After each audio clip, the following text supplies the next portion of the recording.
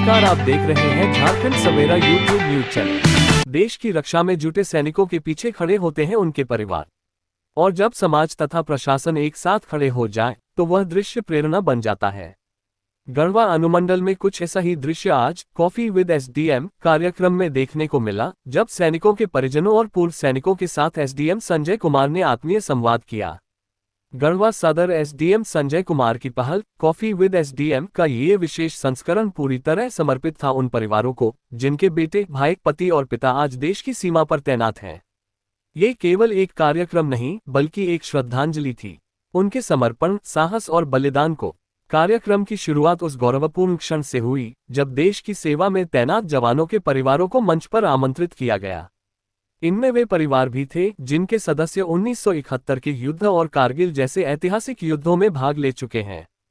सूबेदार संतोष पांडे, जो इस समय उरी सेक्टर में तैनात हैं, उनके पिता कैप्टन रामराज पांडे, जो स्वयं 1971 के युद्ध में भाग ले चुके हैं। उन्होंने जब माइक थामा तो हर कोई गर्व से भर उठा।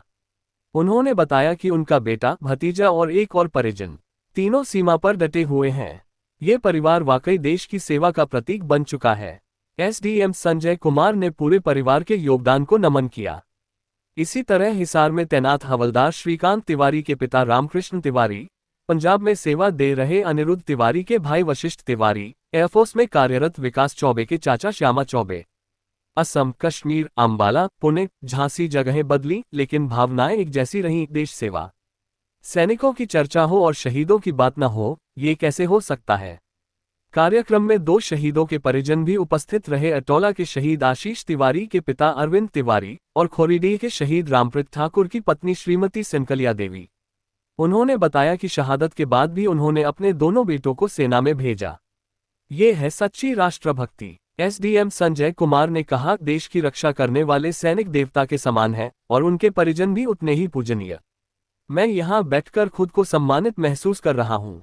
इतना कहते ही उन्होंने सैनिकों के बुजुर्ग परिजनों के पैर छूकर उन्हें प्रणाम किया। पूरा सभागार तालियों की गड़गड़ाहट से गूंज उठा। इस संवाद कार्यक्रम में कई भूतपूर्व सैनिक भी शामिल हुए।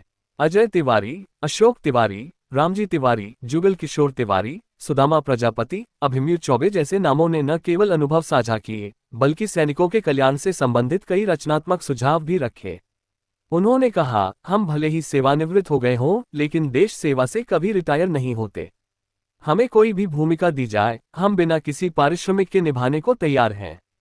ये भावना, यही समर्पण भारत की असली ताकत है। कार्यक्रम के दौरान कुछ जमीनी समस्याएं भी सामने आईं। भू राजस्व, पेंशन, नामांतरण जैसी समस्याओं को लेकर पूर्व सैनिकों और परिजनों ने अपनी बात रखी। एसडीएम ने संबंधित अधिकारियों को तत्काल समाधान सुनिश्चित करने का निर्देश दिया। सैनिकों और उनके परिवारों के लिए स्मारक निर्माण, पूर्व सैनिकों के लिए क्लब स्थापना और गढ़वा में सिविल डिफेंस को सक्रिय करने जैसे महत्वपूर्ण सुझावों को एसडीएम ने गंभीरता से सुना और उस पर कार्रवाई का आश्वासन दिया। कार्यक्रम के अंतिम क्षणों में जब भारत माता की जय और वंदे मातरम के जयघोष गूंजे तो माहौल पूरी तरह देशभक्ति से भर उठा। ऑपरेशन सिंदूर के जांबाज सैनिकों को याद करते हुए पूरे सभागार ने सामूहिक रूप से उन्हें सलाम किया।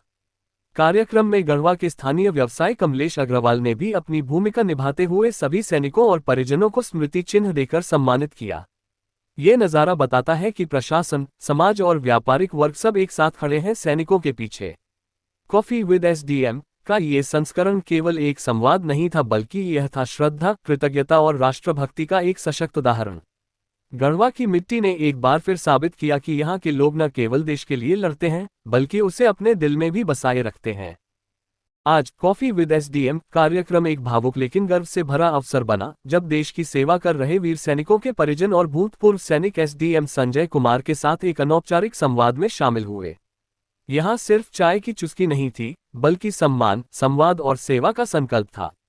कार्यक्रम में हिस्सा लेने वाले परिजनों ने अपने अनुभव साझा किए और कहा कि प्रशासन द्वारा मिला यह आदर उनके लिए बेहद खास है। एसडीएम ने हर समस्या को गंभीरता से सुना और भरोसा दिलाया कि प्रशासन उनके साथ है।